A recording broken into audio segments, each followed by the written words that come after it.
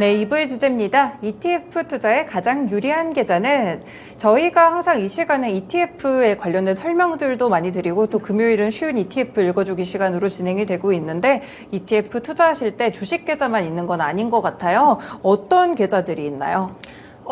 일반적으로 주식 계좌를 가장 많이 사용을 하실 텐데요. 또 ISA 계좌라는 것도 있고 또 연금저축 펀드 이렇게 세 가지 계좌에서 우리가 ETF를 투자를 할 수가 있는데요.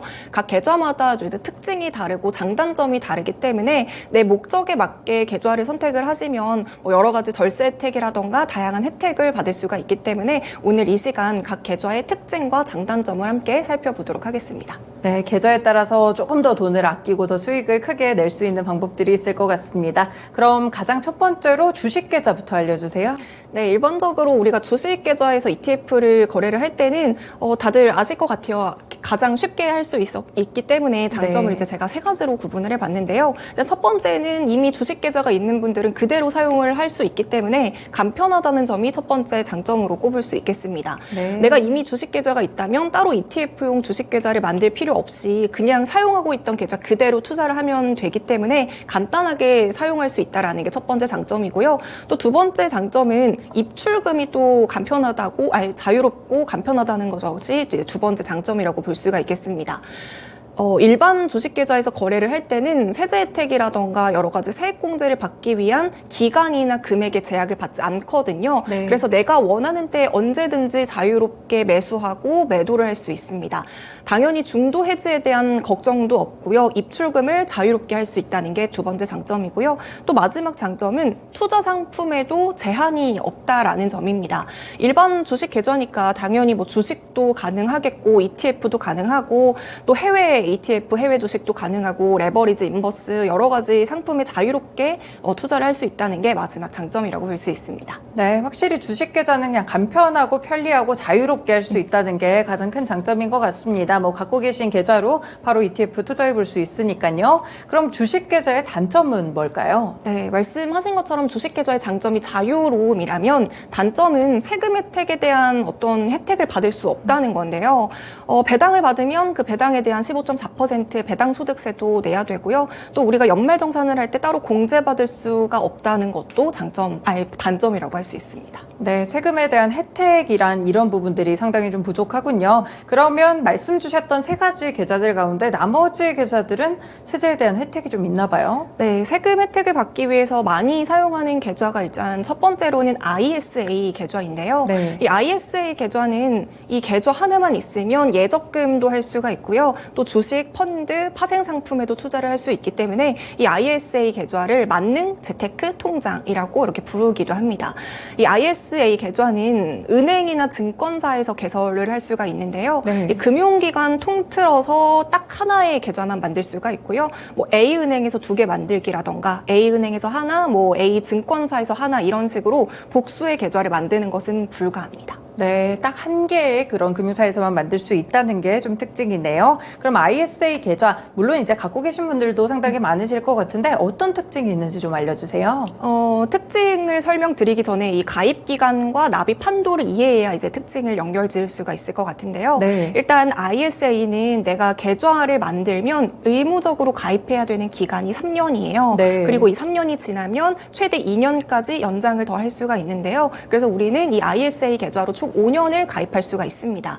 이 납입 한도는 1년에 2천만 원까지 납입이 가능하고요. 제가 방금 최대 5년이라고 말씀을 드렸으니까 5년을 유지했다면 1년에 2천만 원씩 총 5년 동안 1억이 납입 한도라고 볼 수 있습니다. 네. 이때 이제 잔여 한도에 대해서는 이걸로 이제 2월이 가능한데요. 예를 들어서 내가 올해 2023년에 이 ISA 통장에 1,000만 원을 납입을 했어요. 그러면 2천만 원이 한도였는데 1,000만 원이 남게 되는 거잖아요. 그럼 이 부분을 내년으로 2월시켜서 내년에는 3천만 원까지 납입을 할 수가 있는 겁니다. 네, ISA 계좌 일단 그러니까 들어갈 수 있는 한도가 좀 있다고 하니까 어느 정도 혜택이 있는 계좌라고 인식이 좀 되는데 정확하게 어떤 세제 혜택을 받을 수가 있나요? 네, 일단 세금 혜택을 받을 수가 있는데 이때 또 ISA 계좌는 일반형이 있고 서민형으로도 이제 구분이 되거든요. 네. 이렇게 구분에 따라서 세금 혜택을 조금 다르게 받을 수가 있는데요. 이때 이제 일반형이랑 서민형 중에서 서민형이 조금 더 세금 혜택을 많이 받을 수 있다라고 보시면 되고요. 하지만 누구나 다 서민형으로 가입을 할 수 있는 있는 건 아니고요. 네. 역시나 가입 조건이 조금 다릅니다. 일단 서민형으로 가입하기 위해서는 근로자 중에서 연소득이 5천만 원 이하여야 되고요. 또 사업자라면 종합소득이 3,800만 원 이하면 서민형으로 가입을 할 수가 있고요. 이 조건에 해당이 되지 않는다면 일반형으로 가입을 하셔야 됩니다. 근데 만약에 일반형으로 가입을 했는데 나중에 서민형으로 바꿀 수 있는 소득 조건이 변경이 된다면 이 부분에 대해서 소득 확인 증명서를 납부를 하기만 하면 가입 유형을 언제든지 바꿀 수 있다라는 점도 추가적으로 말씀을 드리고 싶고요. 또 이제 서민형에 가입을 하시면 400만 원까지는 비과세, 소득세에 네. 대해서 비과세 혜택을 받을 수가 있고요. 또 일반형은 200만 원까지가 비과세 혜택을 받을 수가 있습니다. 이때 비과세 혜택을 매달 다 받는 것이 아니라 네. 이 ISA 그 가입 기간이 5년, 총 5년이라고 했잖아요. 이 기간을 다 채우고 계좌를 해지했을 때 이제 총 소득을 딱 깠을 때 이 부분에 대해서 이제 비과세 혜택을 받는다고 보시면 되겠습니다. 네, 서민형에 대해서 좀 함께 알아봤습니다. 확실히 시청자분도 ISA 계좌 너무 좋다고 배당 소득세 안 문 게 이번이 또 처음이라고 이렇게 말씀을 주시는데 이렇게 또 계속해서 좀 들어보시면 좋을 것 같습니다. 그럼 서민형에 대한 혜택은 좀 들어봤고 일반형은 조금 다른가요? 네, 일반형 같은 경우에는 이제 200만 원까지 되기 때문에 이제 금액적으로 조금 더 작다고 볼 수가 있고요. 네. 이거를 제가 좀 금액으로 구체적으로 예시를 들어서 설명을 해드리도록 할게요. 만약에 내가 이제 일반형으로 ISA 계좌를 3년 동안 가입을 해서 이제 해지를 하려고 했어요. 근데 봤더니 3년 동안 내가 총 405만 원의 이자 배당 이익이 생긴 거예요. 네. 그러면 200만 원, 일반형은 200만 원이라고 했잖아요. 그래서 이제 일반형은 200만 원까지 세금 부과가 되지 않고 나머지 205만 원에 대해서는 9.9%, 15.4%가 아니라 9.9%의 세율을 받게 됩니다. 그러면 이때 이 205만 원에 대한 9.9%의 세금은 20만 2,950원이라고 볼 수가 있고요. 네. 서민형도 마찬가지로 400만 원에 대해서 이렇게 부과를 하면 되는 거고요. 근데 만약에 내가 주식 계좌로 똑같이 이렇게 금액을 받았어요. 405만 원의 이자를 받았어요. 그러면 어떠한 뭐 비과세 혜택도 없을 뿐더러 이 405만 원에 대해서 15.4%의 세율이 적용되기 때문에 그렇죠. 세금으로는 이제 62만 3,700원을 내야 합니다. ISA로 투자를 했을 때랑 주식 계좌로 투자를 했을 때 세금을 비교해 보면 42만 원 정도를 ISA에서 절세할 수 있다고 볼 수 있어요. 네, 적은 금액이라고 생각했는데 상당히 많은 부분을 ISA 계좌를 통해서 좀 받을 수 있다는 점을 알아봤습니다. 배당세에 대한 부분들도 면제받는 게 상당히 좀 크다고 볼 수가 있겠습니다. 그러면 이렇게 좋아 보이기만 하는 ISA 단점도 있나요? 투자 상품이 좀 제한적이라는 게 단점이라고 볼 수가 있는데요. 네. 해외 주식이나 해외 ETF는 투자를 할 수가 없고요. 이게 ISA가 만능 재테크 통장이라고 말씀을 드렸잖아요. 그래서 뭐 일반 주식도 되고 ETF도 되고 리츠도 되고 펀드도 되고 다 되지만 그 중에서도 이제 해외 주식이나 해외 ETF에 대한 그 매수는 불가능합니다. 네. 다만 이제 우리나라에 상장되어 있는 해외 ETF는 매수를 하실 수 있으니까요. 이런 식으로도 같이 투자를 해보셔도 좋을 것 같습니다. 그리고 또 두 번째 단점이라고 볼 수 있는 건 제가 아까 전에 ISA 계좌의 의무 가입 기간이 3년이라고 말씀을 드렸잖아요. 근데 만약에 이 의무 가입 기간을 다 채우지 못하고 중도 해지를 하게 되면 이 부분 앞서 말씀드렸던 세금 혜택은 당연히 못 받고요. 네. 또 여러 가지 주식 계좌의 그 소득에 대한 그 부분은 9.9%의 세율도 적용을 받지 못하고 그냥 일반 주식 계좌와 마찬가지로 15.4%의 배당 소득세를 내고 해지를 해야 합니다. 그러면 또 이제 중도 해지를 못하니까 ISA 계좌 좀 상품 만들기 약간 좀 그렇지 네, 않나? 그렇다고 네. 생각을 하실 수가 있잖아요. 근데 또 이제 중도 인출은 가능하거든요. 네. 중도 해지는 안 되지만 내가 납입한 원금 이내에서 중도 인출은 가능하니까요. 물론 배당 이자나 뭐 배당에 대한 그 포함 금액은 인출은 못하지만 내가 네. 납입한 부분에 대해서는 중도에 인출이 가능하니까 굳이 중도 해지에 대한 너무 두려움을 갖지 않으셔도 될 것 같습니다. 네, 중도 인출을 할 수 있다는 건 장점인 것 같은데 그럼 인출을 해낸 만큼 그만큼 또 한도도 늘려주나요? 제가 아까 전에 1년에 2천만 원까지 납입이 가능하다고 했잖아요. 네. 그러면 내가 이제 가입 후에 만약에 1년 동안 1,500만 원을 넣었어요. 그러면서 중간에 500만 원을 인출했어요. 네. 그러면 1,000만 원의 한도로 다시 늘어난 게 아니라 추가 납입은 딱 500만 원까지 그 2천만 원 내에서만 가능하다고 볼 수 있어요. 네, 2천만 원이라는 한도를 좀 생각해서 이렇게 또 운용을 하셔야 될 것 같습니다. 네. 그럼 이제 주식 계좌 알아봤고 ISA 계좌 알아봤으니까 마지막으로 연금저축 계좌는 뭔가요? 연금이라는 말이 붙었기 때문에 어느 정도 이제 노후 자금을 위한 목적성이 강한 네. 상품이라고 볼 수가 있는데요. 이제 연금저축 펀드 같은 경우에는 가입 기간이 5년 이상이 되어야 되고요. 네. 이제 5년이 지나면 그때부터 이제 원금과 수익금을 한 번에 받는 것이 아니라 연금이라는 말이 붙었기 때문에 이제 연금처럼 55세 이후부터 10년에 걸쳐서 이렇게 계속해서 조금씩 나눠서 받게 되고요. 물론 5년이 가입 기간이라고 해서 이제 5년만 넣는 게 아니라 5년 이상 계속해서 연금저축을 해도 상관이 없고요. 최소 기간이 5년이라고 말씀을 드린 겁니다. 따라서 연금저축은 내가 일반 주식계좌나 ISA 계좌처럼 목돈을 만들기 위한 목적보다는 노후에 쓸 자금으로 장기적인 플랜을 가져가야 된다라는 거를 먼저 염두하시고 계좌를 운영을 해주셨으면 좋을 것 같고요. 역시나 연금저축 계좌도 납입 금액 이런 것들의 한도가 정해져 있는데요. 1년에 1,800만 원까지 한도가 있고요. 이 중에서 400만 원까지 세액 공제를 받을 수가 있습니다. 네, 앞서서 주식 계좌랑 ISA 계좌랑은 약간 성격이 또 다른 것 같아요. 좀 장기적으로 네. 끌고 가서 살펴봐야 될 것 같은데, 그러면 사실 긴 만큼 어떻게 보면은 혜택에 대한 부분들이 좀 덜하지 않을까 이런 생각도 드는데, 장점은 어떤 게 있나요? 앞서 이제 ISA 계좌 같은 경우에는 배당 소득세에 대해서 비과세 혜택을 주고 또 9.9%의 세율을 적용받는 게 ISA 계좌다라고 말씀을 드렸잖아요. 네. 근데 연금저축은 조금 더 골고루 세제 혜택을 받을 수가 있다는 장점이 있어요. 일단 내가 연금저축 계좌에 돈을 입금을 하는 순간부터 연말정산을 할 때마다 이제 매년마다 세액공제가 가능하고요. 또 이제 앞서 설명드린 것처럼 1,800만 원의 납입 한도 중에서 600만 원까지는 내 소득 상황에 따라서 13.2%에서 16.5%까지 좀 나눠서 세액공제가 가능하고요. 또한 연금저축으로 이제 수익이 난 소득에 대해서도 이제 기존 배당소득의 15.4%가 아니라 연령에 따라서 또 낮은 연금 소득세율까지 적용을 받을 수가 있습니다. 하지만 이렇게 또 세제 혜택이 많아서 혜택이 많으니까 가입해야지 이렇게 생각하시는 분들도 있는데요.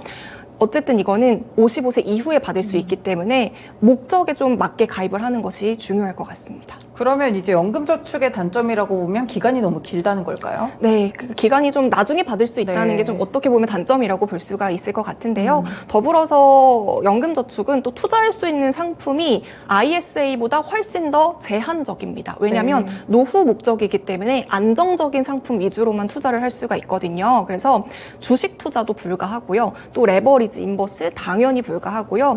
연금저축 계좌로는 이제 펀드나 리츠나 ETF 정도가 가능한데요.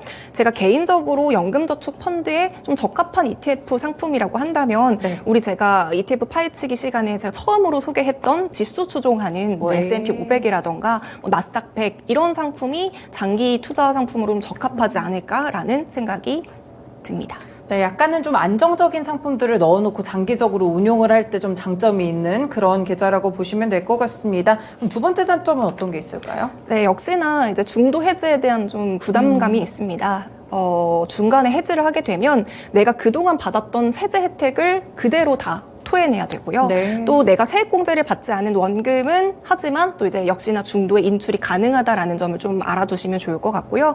만약에 이제 세액공제를 받았던 원금과 수익에 대해서는 이제 16.5%의 조금 더 네. 높은 세금을 이랄까요? 내고 이제 중도 네. 인출이 가능하기 때문에 진짜 부득이한 경우를 제외하지 않고서는 해지를 하지 않아도 어쨌든 중간에 인출은 가능하다라는 거를 말씀을 드리고 싶습니다. 네, 연금저축에 대해서 또 장단점을 함께 알아봤습니다. 그럼 이제 보니까 혜택이 많은 상품들이 있어서 저도 좀 궁금한데 네. 주식계좌, ISA 계좌, 연금저축계좌 다 만들면 안 되나요? 다 만드는 게 그러니까 ISA 계좌로 2개, 연금저축 2개 이렇게는 안 되지만 네. 이제 오늘 설명한 3가지 상품은 각각 하나씩 다 가입을 하는 건 가능하니까요. 각자의 목적에 맞게 우리 당연히 노후에 대한 준비도 해야 되고 또 목돈을 만들기 위한 전략도 필요하고 세액공제를 위한 전략도 필요하기 때문에 이 3가지 계좌를 다 만들어가지고 좀 분산 포트폴리오로 투자하시는 게 가장 좋은 방법이지 않을까 싶습니다. 네, 어떤 목적으로 투자를 하실지를 생각해 보시면서 이 3가지 계좌 가운데 골라서 투자를 해보시거나 아니면 각각 운용을 하실 때 좀 다르게 운용을 해보시는 것도 좋을 것 같습니다. 그럼 이제 한 가지 좀 궁금해지는데 저희가 아무래도 항상 이 시간에 좀 사회 초년생 위주로 많이 초점을 맞추잖아요. 만약에 연희님께서 투자를 좀 권하신다면 이 사회 초년생 분들은 어떤 계좌부터 만들어가는 게 좋을까요? 저는 일단은 주식 계좌를 먼저 만들어 보는 것을 추천을 하고요. 네. ISA 계좌도 사실 저는 ISA 계좌랑 주식 계좌 두 개를 만드는 것을 좀 추천을 드리는 것 같아요. 연금저축 펀드는 사실 저도 안 하기 때문에 내가 안 하는 것을 막 이거 해보라고 말을 하기는 좀 그렇고, 이 ISA 계좌랑 주식 계좌를 같이 운영을 해보면서 주식 계좌를 운용을 할 때는 기업에 대한 분석도 해보고, 아니면 너무 이제 금액을 투자하는 게 부담스럽다 하면 주식 계좌 같은 경우에는 또 이제 모의 투자라는 것도 가능하잖아요. 이 부분을 보면서 우리 방송들 여러 가지 보면서 또 전문가분들이 여러 가지 종목들 얘기를 해주시면 정말로 이 기대감에 주식이 함께 오르는지 한번 소액으로 투자도 해보고, 그러면서 내 월급의 일정 부분은 ISA 계좌로 ETF 상품들은 좀 운영하면서 월급 관리도 좀 잘 해보면 좋지 않을까 싶어요. 네, 이렇게 쉬운 재테크 시간까지 또 같이 들어봤습니다. 여러 가지 꿀팁들을 좀 전해드렸는데 특징이 될지 모르겠습니다. 시간이 조금 남아가지고요. 네. 사실 시청자분들이 월수금을 늘 기다리시는 게 연희님이 있기 때문인데 연희님에 대해서도 좀 궁금하거든요. 저희 몇 가지만 좀 여쭤볼게요. 네, 어떻게 또 이렇게 경제와 관련된 영상을 굉장히 많이 만드시는 것 같은데 약간 전공이 그쪽이신가요? 전공은 사실 관광이고요. 네. 저는 뭐 어렸을 때는 경제랑 수학을 너무 어려워하고 싫어했기 때문에 제가 지금 이렇게 경제에 대해서 떠들고 있다는 이 사실이 굉장히 신기하기도 한데요. 근데 제가 살면서 경제라는 분야를 인생 학창 시절에서도 한번 공부에 대해서 흥미를 느낀 적이 없지만 그래도 경제에 대해서는 뭔가 흥미를 느끼게 되는 것 같고요. 제가 어렸을 때 경제가 어렵다고 느껴졌던 건 뭔가 경제는 어른들의 분야라고 생각했고 수학이라는 분야라고 고정관념을 가지고 있었기 때문에 어렵다고 생각을 했는데 아시겠지만 경제라는 건 사실 드라마 보듯이 뭔가 인과관계가 있고 굉장히 스토리 같잖아요. 이 하나의 사건이 일어나기까지의 국가와 국가 간의 관계, 어떤 정치적인 이야기들, 그러면서 그 산업, 이게 다 스토리로 연결이 되다 보니까 뭔가 경제를 공부하면 약간 더글로리 보는 것처럼 이런 줄거리를 알아가는 느낌이다, 이런 생각이 들면서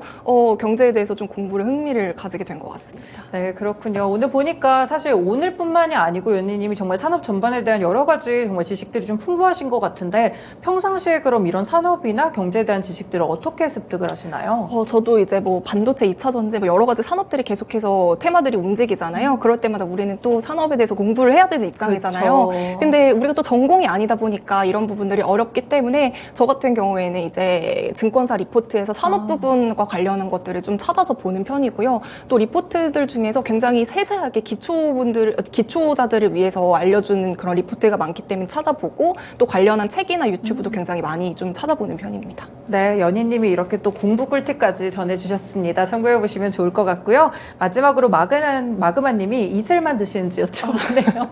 이게 아마 제가 아니라 앵커님한테 여쭤보는 걸 저는 거예요. 앞에 참자가 붙은데 여기까지만 하겠습니다.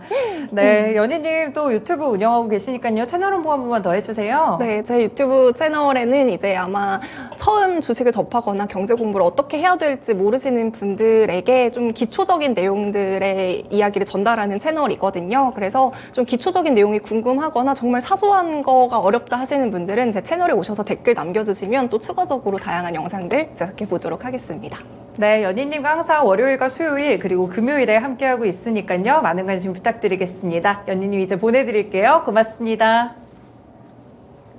네, 오늘 토마토랜드 2.0 그래서 쉬운 이슈 읽어주기 1부에서는 방산과 관련된 이야기를 해봤습니다. 최근에 무대를 넓혀가고 있는 K방산에 대해서 연희님과 함께 쉽고 재밌게 풀이해봤고요. 그리고 2부 시간은 저희 ETF 이야기를 많이 하는데 어떤 계좌로 투자를 하면 좋을지 3가지 계좌에 대해서 알아봤습니다. 주식 계좌, ISA 계좌, 그리고 마지막으로 연금저축 계좌에 대해서 장단점을 꼼꼼하게 따져봤으니까요. 이 부분도 생각을 해두시면 좋을 것 같습니다.